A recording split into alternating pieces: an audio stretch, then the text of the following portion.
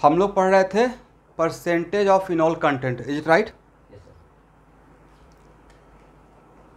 और नहीं, percentage of phenol content cover कर लिए थे, फिर पढ़ रहे थे enolisation, is it right? Enolisation के लिए दो पाथ था, एसिडिक मीडियम और बेसिक मीडियम। एसिडिक मीडियम में ड्राइविंग फोर्स क्या था? Stability of phenol. अब बेसिक मीडियम में ड्राइविंग फोर्स क्या था? Acidity of enolisable hydrogen atom, is it right? But is it compulsory कि जो एसिडिक मीडियम में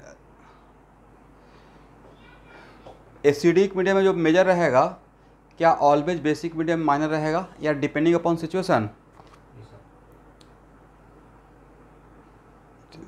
शहबाज ज्वाइन कर लिए? ओके, क्या एक ईद मुबारक बोलने वाला है? ईद मुबारक। यस, दो टाइप का है ना, ये बकरीद है नहीं, ठीक।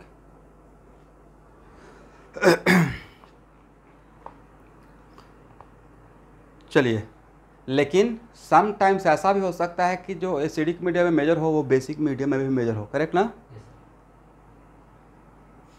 For example case of active methylene, correct ना? तो एक्टिव मिथाइलिन, इसका मतलब है सर हम लोग को पॉइंट ऑफ व्यू पकड़ के रखना पड़ेगा। पॉइंट ऑफ व्यू क्या है? पॉइंट ऑफ व्यू है कि एसिडिक मीडियम में स्टेबिलिटी देखेंगे और बेसिक मीडियम में एसिडिक कैरेक्टर देखेंगे। अब मैकेनिज्म तो पता है, क्योंकि उस मैकेनिज्म से रिएक्शन आगे बढ़ेगा।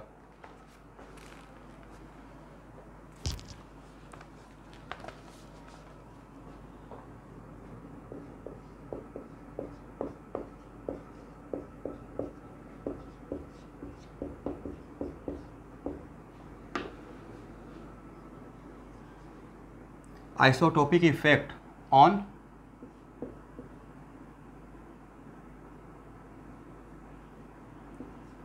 इनोलाइजेशन।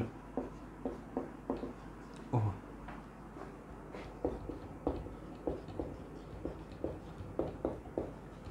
लेक्चर नंबर तो मुझे भी नहीं याद है, देख लेंगे।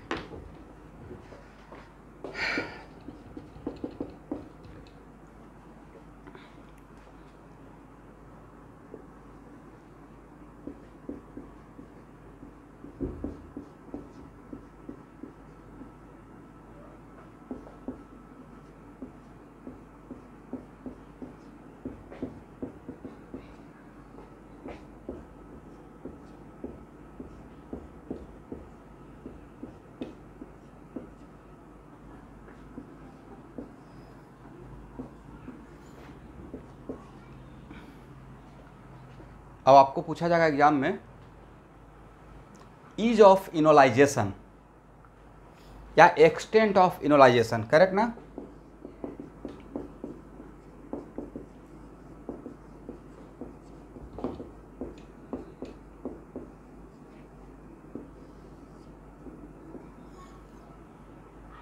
D stand for deuterium.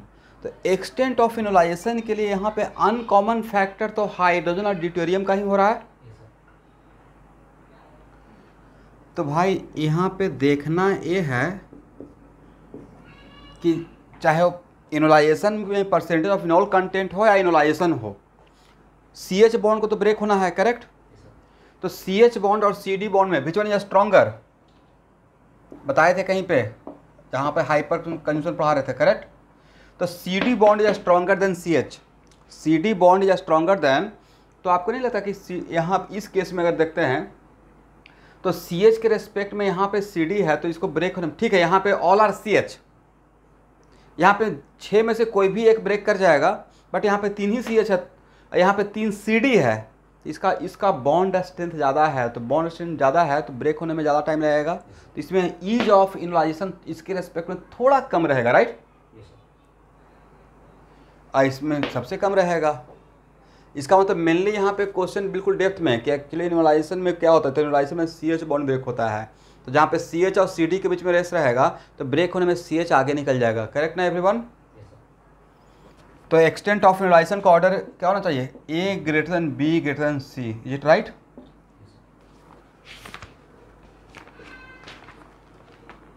चलिए,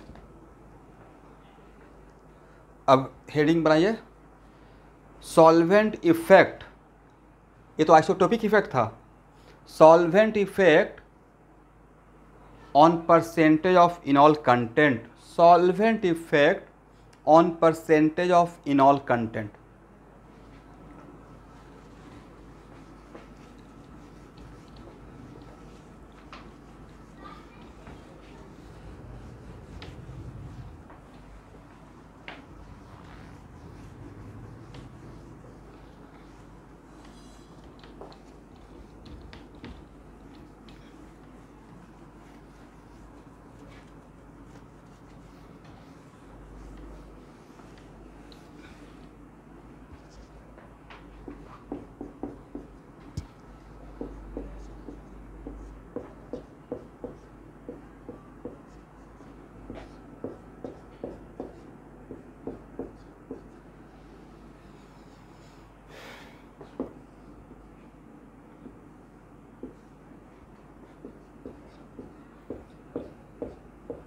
देखिए यहाँ पे नो डाउट 2 इनॉल बनता है, बट मैं उसी इनॉल का बात कर रहा हूँ जो मेजर है, और केस ऑफ एक्टिव मिथाइलिन ही लिया हूँ यहाँ पर समझाने के लिए। तो एक्चुअल में यहाँ पर गैस फेज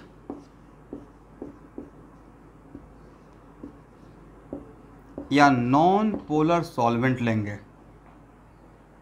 तो आपको बताया भी थे कि किसका अमाउंट ज़्यादा था।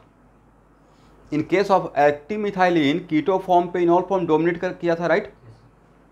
तो मान लेते हैं कि इसका 30% है, इसका 70% है। किस केस में? गैस फेज या एनपीएस में, ठीक है। लेकिन polar protic solvent like water, polar protic solvent like water अगर लेते हैं तो एक्चुअल में यहाँ पे वाटर क्या चाहेगा? वाटर एज ए सॉल्वेंट चाहेगा इंटरेक्ट करना, राइट। बट यहाँ पे क्या होगा? With in the molecule he interaction ज़्यादा है।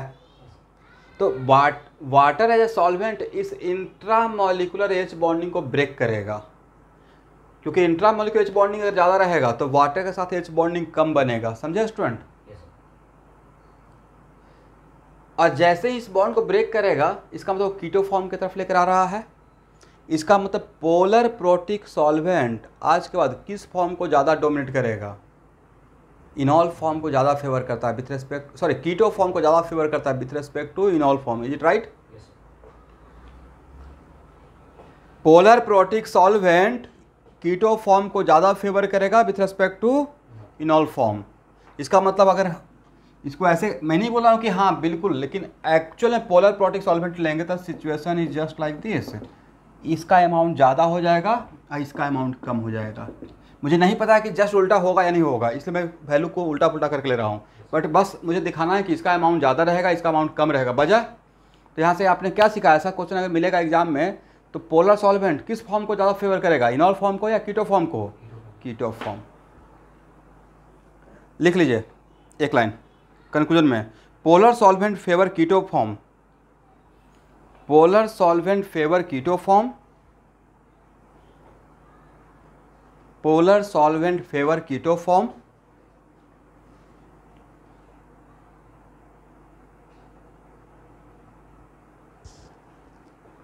क्या वीडियो कुछ ब्लर टाइप का आ रहा है क्या? ठीक है ना? Okay. Polar solvent favour keto form and non polar solvent favour, तो नॉन पोलर सॉल्वेंट किसको फेवर करेगा? Enol form.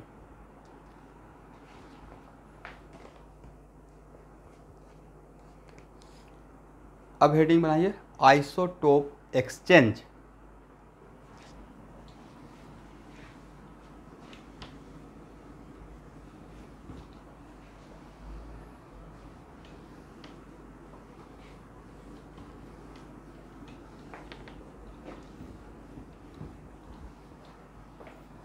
मैं लिख देता हूँ।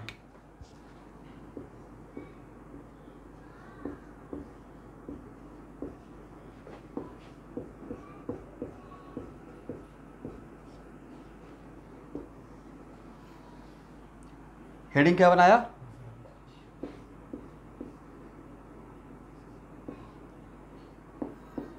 H2O प्लस D2O,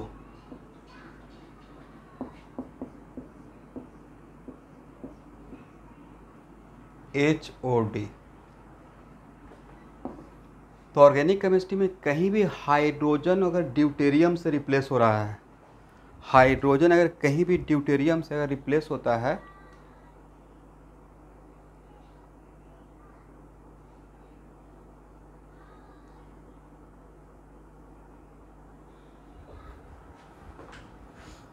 हाइड्रोजन अगर ड्यूटेरियम से रिप्लेस होगा तो ऑलवेज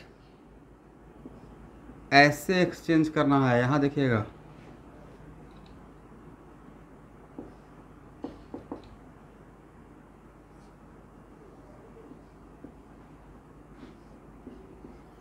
ऑलवेज OH और OD बनाकर, हाइड्रोजन को ड्यूटेरियम के साथ एक्सचेंज करने के लिए क्या बनाकर, OH या OD। तो यहाँ देखिए, यहाँ पे डेल माइनस रहेगा, यहाँ पे डेल एस माइनस रहेगा, इस पे क्या रहेगा, डेल एस माइनस, इस पे रहेगा डेल कुछ प्लस, यहाँ पे भी रहेगा प्लस। अब मुझे नहीं पता है कि इसका प्लस का अमाउंट सेम है या डिफरेंट है, जस्ट आपको समझाने के लिए। इसका इंट्रैक्शन इसके साथ होगा, ठीक है स्टूडेंट, और इसका इंट्रैक्शन इसके साथ होगा, और ये बॉन्ड ब्रेक कर जाएगा, समझ गए? और तब ये क्या बन जाएगा, ये इसके साथ आ जाएगा HOD, और ये इसके साथ चला जाएगा, अब क्या बन जाएगा, HOD। इसका मतलब है कि हाइड्रोजन को ड्यूटेरियम के साथ एक्सचेंज करने के लिए मेनली हम लोग को OH या OD बनाकर काम करना है। की point is this one, okay.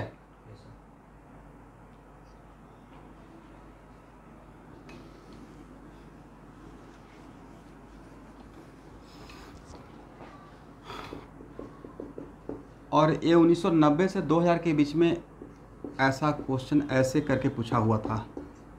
आज की डेट में तो डायरेक्ट ऑब्जेक्टिव आएगा, बट उस टाइम पे पूछा गया था कि ड्रॉ द मैकेनिज्म।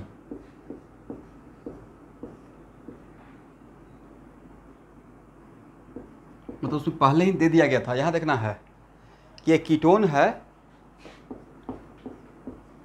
अब बोला गया था कि अगर ऐसे यहाँ से इसमें D2O डाल दिए, D2O अगर डालें और अगर A बन रहा है तो ड्रॉ द मैकेनिज्म, करेक्ट।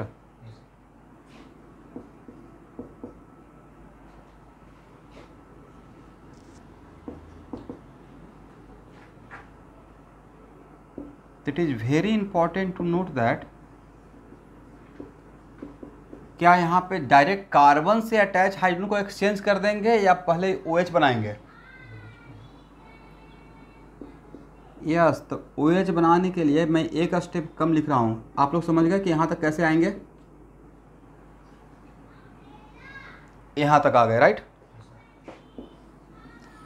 अब यहाँ पे D2O लाएंगे तो नहीं था कि उस टाइप का काम हो जाएगा, जस्ट लाइक जो वहाँ पे समझाए हैं।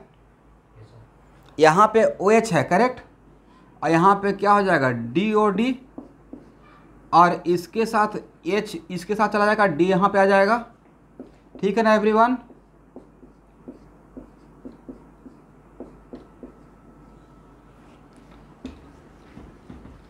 और पहले ही आपको फोर्स कर दिया गया कि ये इसमें ये डाले हैं, ये बना है, तो मैं बोल रहा हूँ अगर ये बना है तो कैसे बनेगा, ड्रॉ द मैकेनिज्म। तो भाई जो पूछा जाएगा उसके अकॉर्डिंग मुझे आगे बढ़ना है, राइट।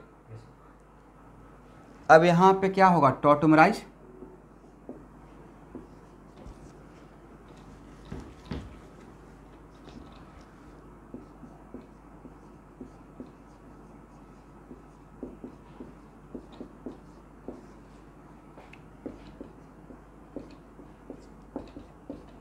तो आपने कितना हाइड्रोजन को एक्सचेंज कर लिया ड्यूटेरियम से, 1 को, राइट। नहीं तो ये सेम प्रोसेस 5 मोर टाइम्स होगा। तो क्या सेम प्रोसेस 5 मोर टाइम्स लिखना है या डायरेक्ट एक एरो पे लिख दें?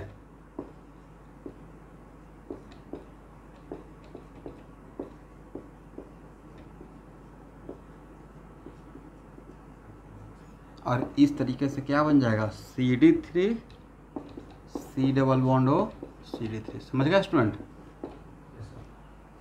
बट यहाँ पे की पॉइंट था कि हाइड्रोजन को ड्यूटेरियम से रिप्लेस करने के लिए सबसे पहले OH बनाना पड़ेगा, OH बनाकर रिप्लेस करेंगे, डायरेक्ट कार्बन से हाइड्रोजन को हटाकर D नहीं बैठाएंगे, करेक्ट।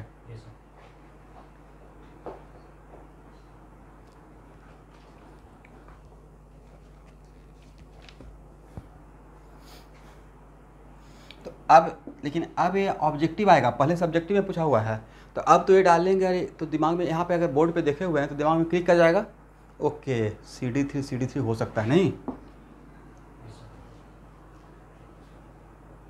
अब इसी पर अगर एग्जाम्पल दे दिया जाएगा CH3NO2 D+D2O, कोई बात नहीं है, A बन जाएगा, राइट। बट प्रोसेस किसके थ्रू होगा, OH बनाकर, करेक्ट ना।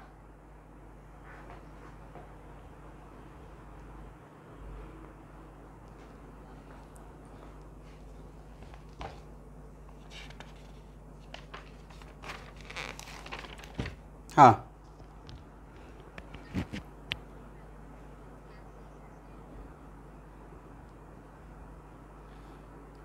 नीट क्वेश्चन बैंक में गैस, मैं देख कर बताऊंगा। क्या गैसेस एसिडिक नाम से नहीं है स्टेट ऑफ मैटर? ओके, रहना तो चाहिए, लेकिन फिर भी मैं देख के बता दूंगा।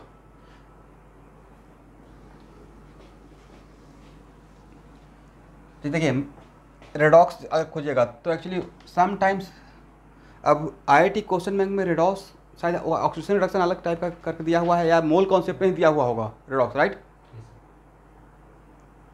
तो एक्चुअल में IIT क्वेश्चन बैंक में मोल कॉन्सेप्ट अगर खोजिएगा तो उस मोल कॉन्सेप्ट के अंदर 5-6 चैप्टर एक साथ आ जाएगा।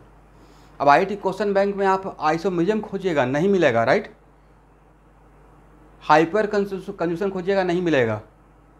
सारे को कंबाइन करके एक चैप्टर बनाया, नाम दे दिया गया है जनरल ऑर्गेनिक केमिस्ट्री, करेक्ट ना।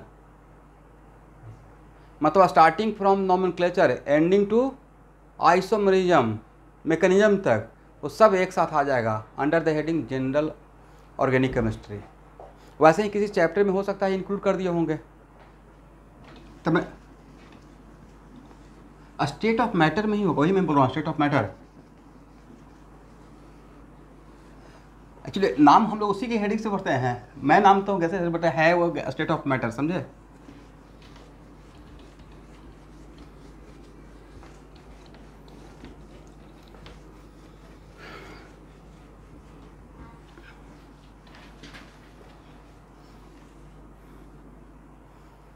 तो ये था टॉटोमेरिज्म, समझ गए।